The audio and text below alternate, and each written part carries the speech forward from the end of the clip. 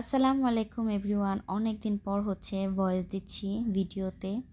এখন তো বড় ভিডিও করা ছেড়েই দিয়েছি।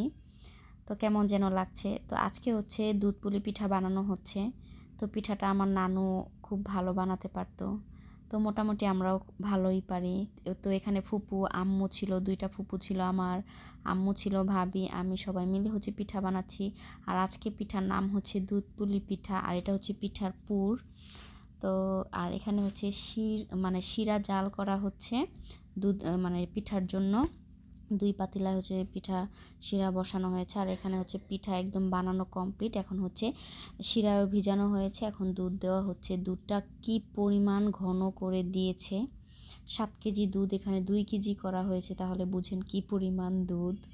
তো যাই হোক, তারপরে পিঠাটা নাড়া দেওয়ার পর আমি আর দেখাইতে পারি নাই, তার জন্য অনেক অনেক সরি সবার কাছে। তো দেখতে থাকুন ভিডিওটা। পিঠাটা কিন্তু খুব মজা হয়েছিল।